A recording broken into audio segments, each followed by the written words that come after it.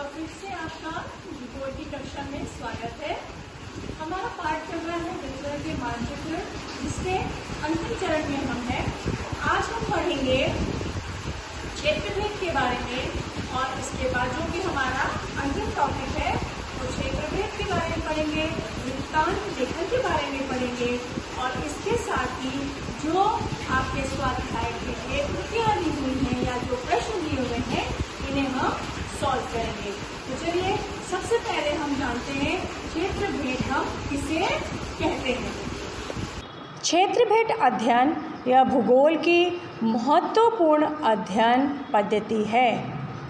भौगोलिक संकल्पनाओं और घटकों का प्रत्यक्ष अनुभव क्षेत्रफेद से लिया जाता है। मानव और पर्यावरण का सहसंबंध जानने की दृष्टि से भौगोलिक क्षेत्रफेद अत्यंत उपयुक्त होता है।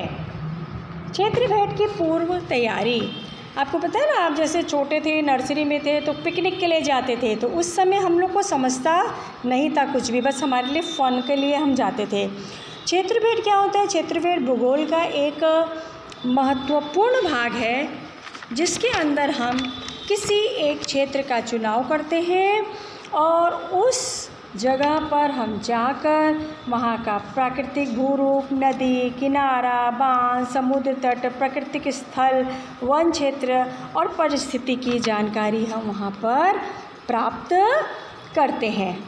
ठीक है। और क्षेत्रफेद जो है यह भूगोल का एक महत्वपूर्ण अध्ययन पद्धति है। भौगोलिक क्षेत्रफेद द्वारा भौगोलिक संकल्पनाओं और घटकों का प्रत्यक्ष हम अनुभव प्राप्त करते हैं। मानव और पर्यावरण का सहसंबंध जानने के लिए भौगोलिक क्षेत्रफेद अत्यंत उपयुक्त होता है। अब है क्षेत्रफेद की पूर्व तैयारी। अब जब कभी हम किसी सफ़र पर जाते हैं तो ऐसे तो नहीं कि बस उठे और चले, है ना। और अब ये तो हम किसी अध्ययन के लिए जा रहे हैं, तो जब हम क्षेत्रफेद पर जाते हैं तो हमें किन किन तैयारियों को करना पड़ता है। क्षेत्रफेद की पूर्व तैयारी करते समय अध्ययन का स्थान, उस स्थान को भेद देने का उद्देश्य निश्चित करना चाहिए। क्षेत्रफेद में हम किन किन घटकों को देखने वाले हैं यह निश्चित करें। जिस स्थान का आप अध्ययन करने वाले हैं उस स्थान का मानचित्र, वहाँ जाने आदि का मार्ग का अध्ययन करना चाहिए। क्षेत्रफेद के स्थान की दूरी, वहाँ जाने के परिवहन मार्ग, यातायात साधन, क्षेत्रफेद के लिए आवश्यक कालावधि आदि का नियोजन करना चाहिए।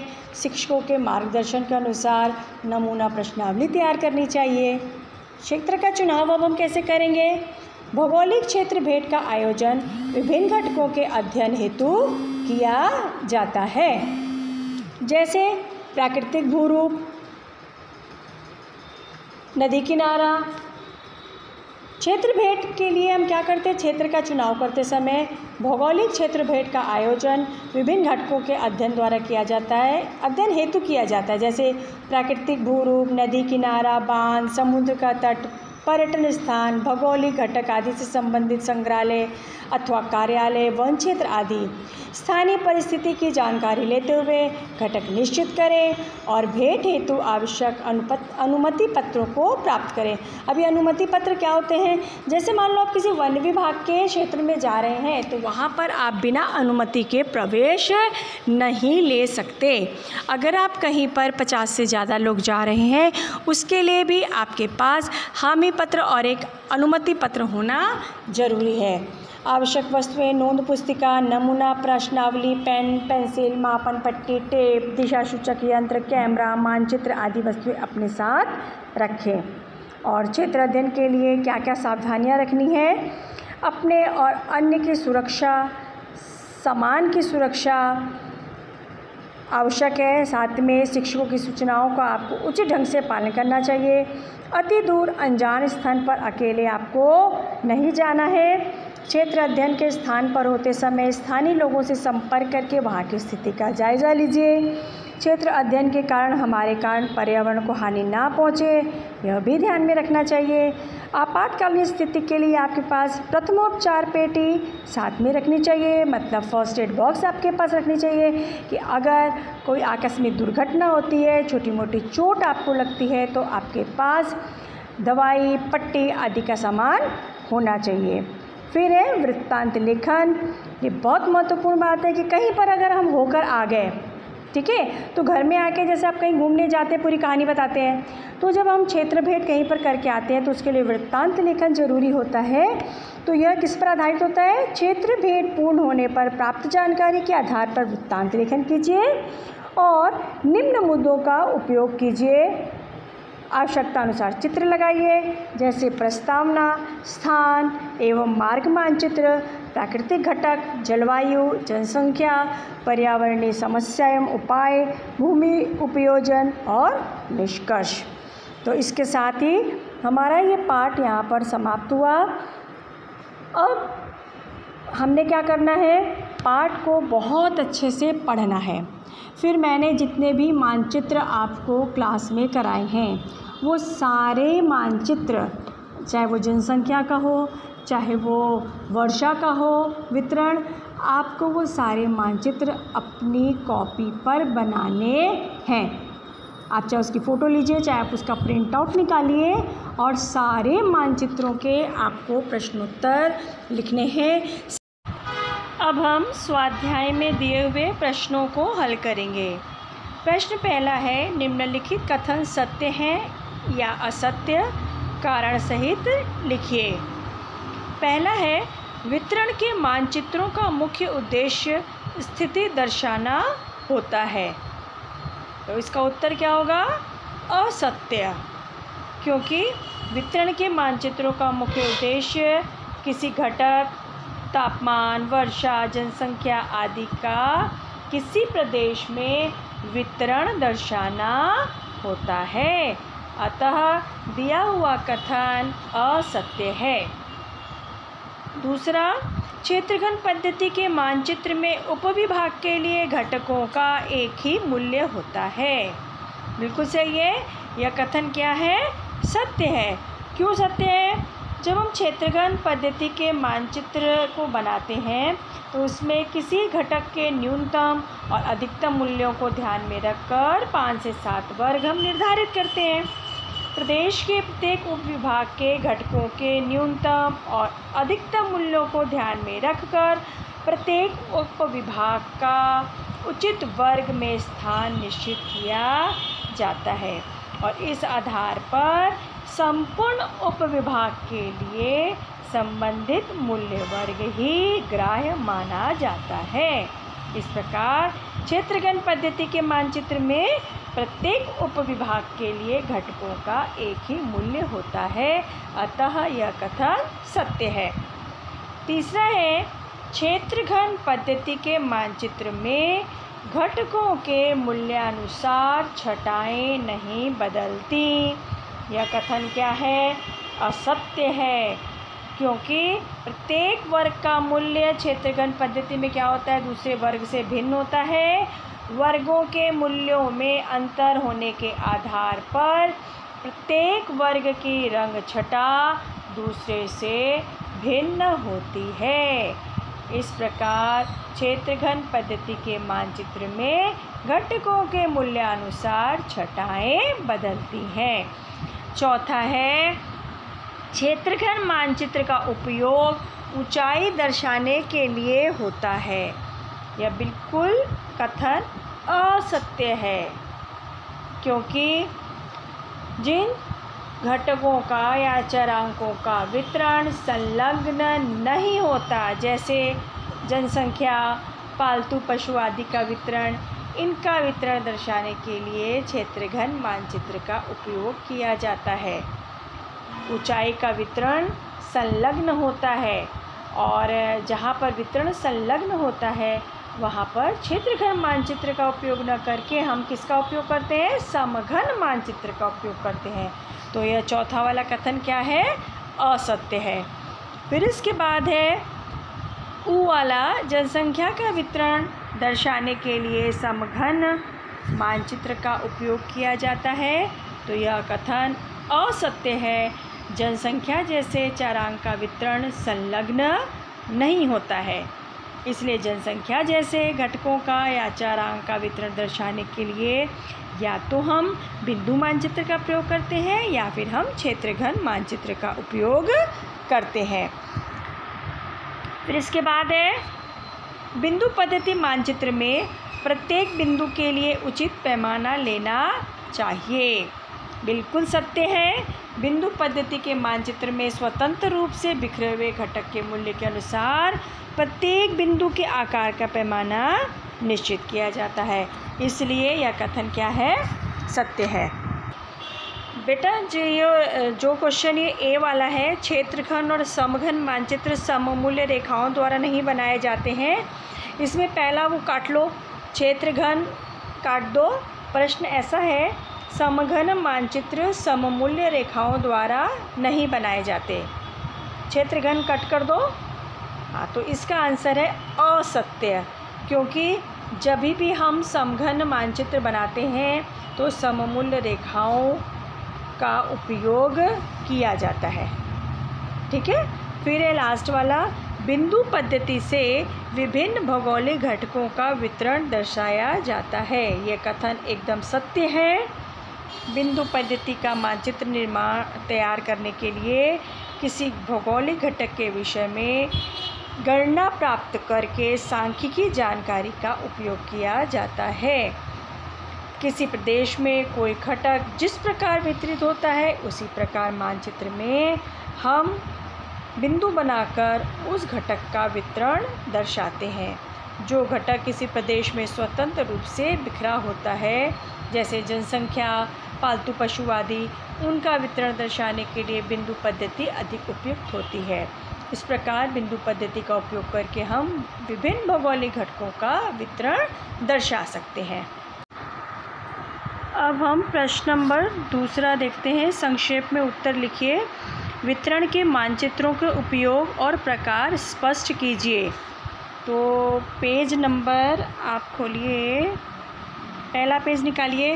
हाँ, तो प्रश्न है आपका वितरण के मानचित्रों का उपयोग। तो इसका उत्तर है, मैं आपको बताती हूँ, इसका उपयोग आप यहाँ लिखेंगे, वितरण के मानचित्रों का उपयोग प्रदेश के विभिन्न घटकों के वितरण का स्पष्टीकरण दर्शाने के लिए किया जाता है। इसका उत्तर क्या है? वितरण के मानचित्रों का उपयोग प्रदेश के विविध घटकों के वितरण का स्पष्टीकरण दर्शाने के लिए किया जाता है। वितरण के मानचित्रों के प्रकार। तो वितरण के मानचित्र 3 प्रकार के होते हैं। तो उसमें है पहला बिंदु पद्धति। इसका आंसर हमारा कहाँ से कहाँ तक होगा? बिंदु पद्धति का आंसर हमारा होगा, ये यहाँ से शुरू करेंगे। बिंदु पद्धति के मानचित्र तैयार करते समय केवल गणना के आधार पर प्राप्त जानकारी का उपयोग किया जाता है। किसी विशिष्ट प्रदेश में जिस प्रकार के घटक का वितरण हुआ है उसी प्रकार से मानचित्र में बिंदु दर्शाकर वितरण दर्शाया जाता है, जैसे प्रदेश की जनसंख्या, पशुओं की संख्या का वितरण आदि। तो पहले वाले का आंसर बिंदु पद्धति इतना रहेगा।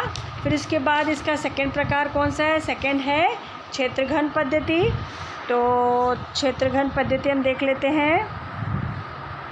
क्षेत्रघन पद्धति का उत्तर है, छोटा सा ये लिखना है, ज़्यादा नहीं लिखना है, ये आपको लिखना है, ये एक मिनट रुकिए। हाँ, क्षेत्रघन पद्धति का आंसर यहाँ लिखेंगे, आप इतना लिखेंगे। इस मानचित्र में भौगोलिक घटकों की सांख्यिकी जानकारी विभिन्न छाया अथवा रंग छटाओं द्वारा दर्शाई जाती है। यहाँ से लेके यहाँ तक। फिर उसके बाद यहाँ से लिखेंगे, इसमें प्रदेश के प्रत्येक उपविभागीय घटकों के लिए एक ही मूल्य दिया जाता है, यहाँ तक। फिर इसके बाद लिखेंगे, इसके पश्चात साधारणतः 5 से 7 वर्गों में विभाजित किया जाता है। इसका आंसर यहाँ तक है, ठीक है। और फिर तीसरा हमारा इसका प्रकार में है समघन पद्धति। समघन पद्धति भी एकदम छोटा सा है। इसका आंसर हमको लिखना है जब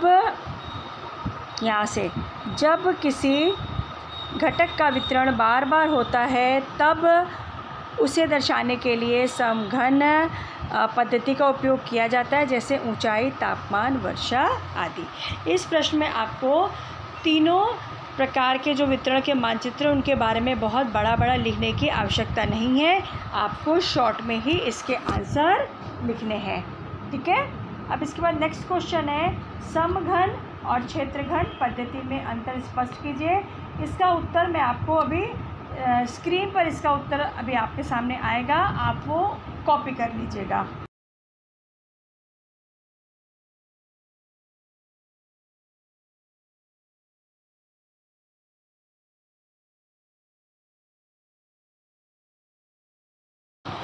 क्वेश्चन नंबर 2 का लास्ट प्रश्न, प्रदेश की जनसंख्या जैसे घटक का प्रत्यक्ष वितरण दर्शाने के लिए कौन सी पद्धति उपयुक्त है। इसका उत्तर आपके स्क्रीन पर है, इसे आप अपने नोटबुक में कॉपी कर लीजिएगा। क्वेश्चन नंबर 3 है निम्न जानकारी हेतु कौन से मानचित्र पद्धति का उपयोग करेंगे। पहला है जिले में गेहूं का तहसील के अनुसार उत्पादन, तो इसके लिए हम क्षेत्रघन मानचित्र पद्धति का उपयोग करेंगे। जिले में तहसील के अनुसार ऊंचाई का वितरण के लिए हम समघन मानचित्र पद्धति का उपयोग करते हैं। राज्य के पालतू जानवरों का वितरण, इसके लिए बिंदु मानचित्र का प्रयोग करेंगे हम। और भारत की जनसंख्या घनत्व का वितरण, इसके लिए भी बिंदु मानचित्र पद्धति का उपयोग किया जाता है। महाराष्ट्र राज्य का तापमान वितरण, इसके लिए हम समघन मानचित्र पद्धति का उपयोग करेंगे। फिर आखिरी प्रश्न है कोल्हापुर जिले की जनसंख्या वितरण के मानचित्र का अध्ययन कर निम्न प्रश्नों के उत्तर दीजिए। पहला प्रश्न है जिले की जनसंख्या वितरण कौन सी पद्धति से दर्शाई गई है। अब ये बिंदु बिंदु दिख रहे हैं तो साफ पता चल रहा है कि बिंदु पद्धति से दर्शाया गया है।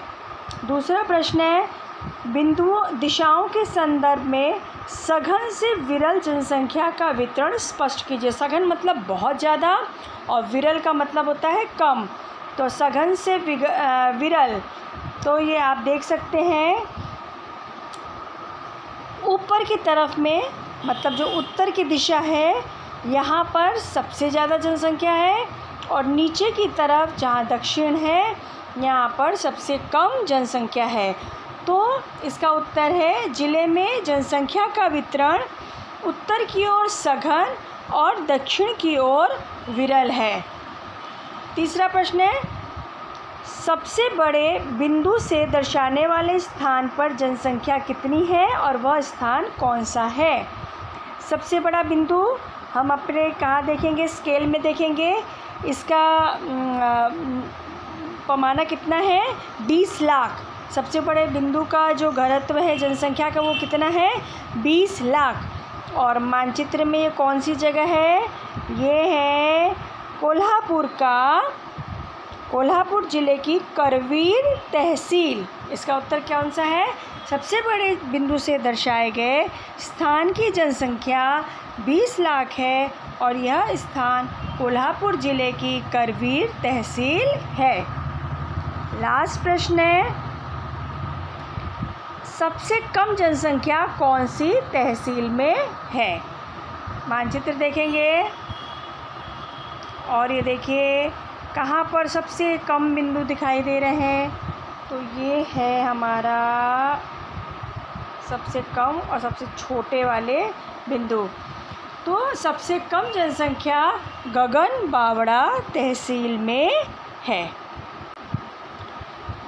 उम्मीद है आपको सारे प्रश्नों के उत्तर समझ में आ गए होंगे।